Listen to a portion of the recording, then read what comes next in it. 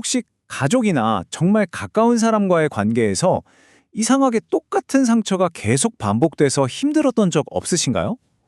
오늘은 바로 이 문제, 이 반복되는 아픔의 고리를 끊어낼 수 있는 하나의 기독교적 관점을 함께 살펴보려고 합니다.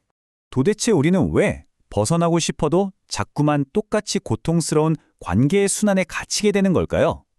이 근본적인 질문에 대한 답을 찾기 위해서 조이 세고인이라는 강사가 제시하는 감정적 또 관계적 치유의 여정을 한번 따라가 볼까 합니다. 아주 강력한 비유를 통해서 그 해법을 제시하는데요. 이 관점의 핵심은 바로 다림줄이라는 개념이에요. 다림줄 혹시 들어보셨나요? 건축 현장에서 건물이 수직으로 똑바로 섰는지 확인할 때 쓰는 아주 간단한 도구거든요. 바로 이 다림줄이 우리 내면에 흔들리지 않는 기준, 그 중심점을 상징합니다. 이걸 영적인 의미로 가져와 보면요. 이 다림줄은 하나님의 진리에 완벽하게 맞춰진 우리 마음의 중심축을 의미하는 거죠. 그러니까 이게 바로 내가 누구인지 또 어떻게 살아야 하는지에 대한 절대 흔들리지 않는 기준이 되어야 한다는 겁니다. 그런데 문제는 뭐냐면요. 우리가 살면서 겪는 여러 경험들, 특히 어릴 적에 부모님이나 선생님처럼 나에게 큰 영향을 줬던 사람들로부터 들었던 말 한마디가 이 단단해야 할 기준을 중심에서 벗어나게 만든다는 거예요. 그리고 결국 우리 자신과 세상을 왜곡된 시각으로 보게 만든다는 거죠. 자, 그럼 이 내면의 기준, 다림줄이 흔들리기 시작하면 우리 안에서는 대체 어떤 일이 벌어지는 걸까요? 우리 내면의 기준이 흔들릴 때 우리는 보통 두 가지 극단적인 방향으로 반응하게 된다고 해요. 하나는 모든 상처와 아픔을 안으로 파고드는 거예요. 다 내 탓이야 하면서 자기 비판의 늪에 빠지는 거죠. 반대로 다른 하나는 그 상처를 밖으로 터뜨려서 남을 비난하고 통제하려는 모습으로 나타나는 겁니다. 여기서 정말 주목할 점은 이런 왜곡이 아주 사소해 보이는 단 하나의 사건에서 시작될 수 있다는 거예요. 강사 본인의 경험을 예로 드는데 중학생 때 정말 열심히 그린 그림을 보고 미술 선생님이 딱 한마디 했답니다. 거짓말하지 마. 엄마 아빠가 그려준 거지. 와, 이 한마디에 다림줄이 완전히 흔들려 버린 거죠. 그리고 결국 그 충격으로 몇 년 동안이나 그림을 그리지 못했다고 해요. 이렇게 내면이 왜곡되면 당연히 우리가 사랑을 주고받는 방식에도 아주 깊은 영향을 미치게 됩니다. 이 프레임워크에서는 사랑을 네 종류로 나누어서 설명하는데요. 특히 부모에게서 받아야 할 그 스초르게라는 사랑이 부족하면 자기도 모르게 그 빈자리를 채우려고 친구나 연인에게서 부모 같은 역할을 기대하게 된다는 겁니다.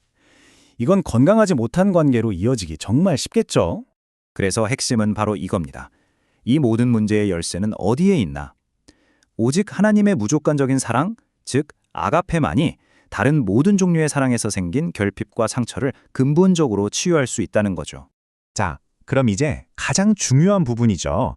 그 아가페 사랑을 통해서 어떻게 하면 흔들리는 내 마음의 중심을 다시 바로잡을 수 있을까요? 지금부터 그 구체적인 치유의 과정을 함께 살펴보겠습니다. 마음의 중심을 되찾는 과정은 총 4단계로 이뤄집니다. 첫째, 내 안에 뿌리 박힌 거짓말이 뭔지 인식하는 거예요.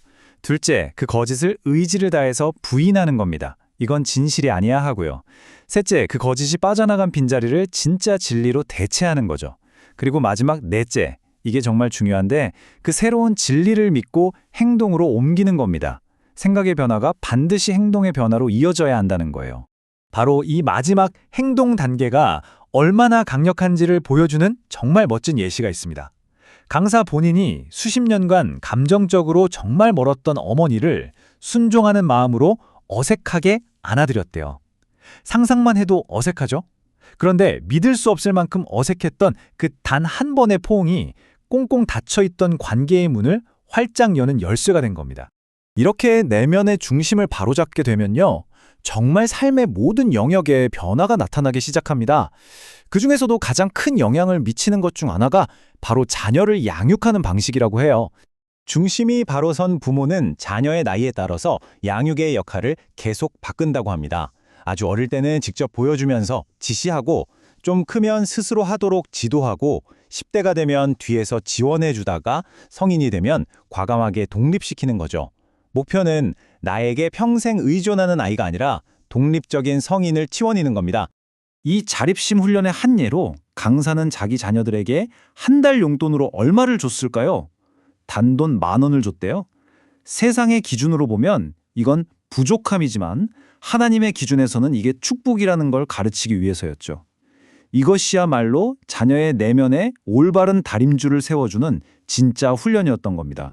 이 모든 치유 여정의 결과는 정말 놀랍습니다.